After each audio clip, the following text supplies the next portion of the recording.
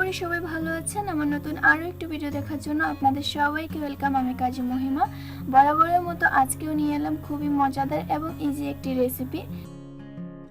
রেসিপিটির নাম হচ্ছে কচুর মুখি বাটা, বা অনেকে এটাকে গাটি কচু বলে থাকেন, বা এটাকে মানকচি দিয়েও তৈরি করা যায়। খুবই ইজিভাবে এই রেসিপিটি তৈরি করা যায়, আর খেতে তো অসাধারণ। নিমিষে 1 প্লেট ভাত শেষ হয়ে যাবে, এতটাই মজা। গরম ভাতের সাথে এই রেসিপিটা খেতে অসাধারণ লাগে। রেসিপিটি তৈরি করার জন্য প্রথমেই কচুটাকে সুন্দর করে কেটে নিতে হবে, তারপর ধুয়ে সিদ্ধ করে নিতে হবে। তো এটা যখন সিদ্ধ হয়ে যাবে তখন এটাকে পাটায় বেটে নিতে হবে। এই তো এটা যখন সিদ্ধ হয়ে গিয়েছিল, তারপর ঠান্ডা করে এটা সুন্দর করে পাটায় বেটে নিতে হবে। এখন চলে যাব রান্না করতে। রান্না করার জন্য প্রথমে একটু তেল আর পেঁয়াজ সুন্দর করে ভেজে নিতে হবে।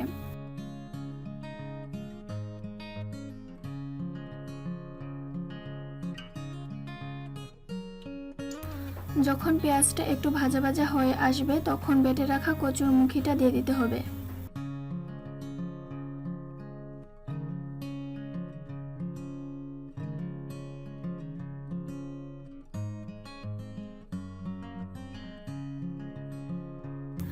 এই তো দেখতে পাচ্ছেন কচুর মুখিটা দিয়ে দিলাম। এখন সুন্দর করে নাড়াচাড়া করে সব মশলাগুলো অ্যাড করে দিতে হবে।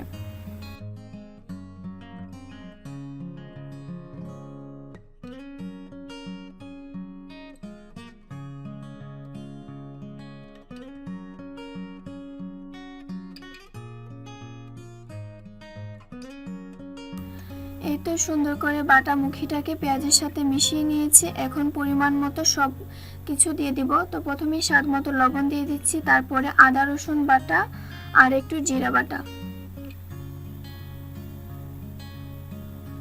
তো সব বাটা মশলা দেওয়া শেষ, এখন গুঁড়া মশলাগুলো দিয়ে দিব। তো এখানে প্রথমেই দিয়ে দিচ্ছি হলুদের গুঁড়া। আর একটা কথা বলে দিচ্ছি, সব ধরনের মশলা, বাটা মশলা, গুঁড়া মশলা সব আধা চামচ করে দেওয়া হয়েছে এখানে। এরপরে দিয়ে দিচ্ছি ধনিয়ার গুঁড়া, মরিচের গুঁড়া আধা চামচের একটু কম। সব কিছুই আধা চামচের মতো দেওয়া হয়েছে, আর মরিচের গুঁড়াটা আধা চামচের একটু কম, যেহেতু আমরা এখানে কাঁচা মরিচ ইউজ করব। তো এখন সব মশলা দেওয়া শেষ, এখন আবারও ভালো করে এটাকে মিশিয়ে নিতে হবে।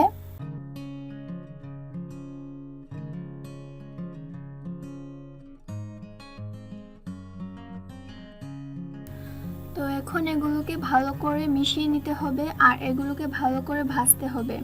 যদি ভালো করে ভাজা না হয় তাহলে মশলার কাঁচা গন্ধ করবে। তো এগুলোকে ভালো করে ভেজে নিতে হবে এভাবে নাড়াচাড়া করে। তো কিছু সময় এভাবে নাড়াচাড়া করে ভাজা ভাজা একটু হয়ে আসলে এর মধ্যে কাঁচামরিচ অ্যাড করে দিতে হবে। আর এই রেসিপিটাতে তেলের পরিমাণটা একটু বেশি দিতে হবে, তাহলে ভাজা ভাজাটাও সুন্দর হয়, খাওয়ার সময়ও ভালো লাগে। তো আপনারা একটু তেলের পরিমাণটা বেশি দেবেন।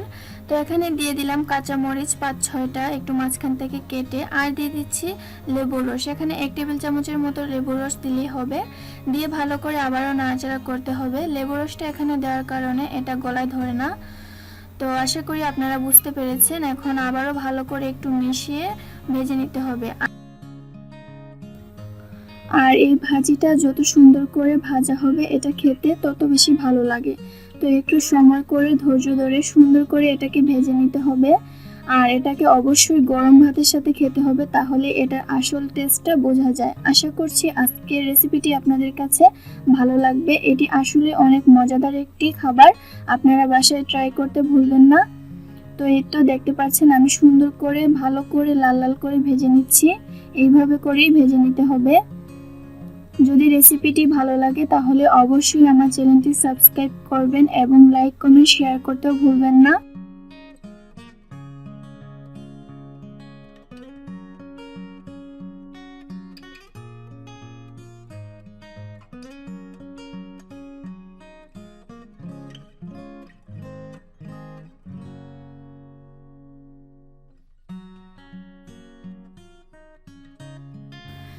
এই তো তৈরি হয়ে গেল মজাদার কচুর মুখি বাটা।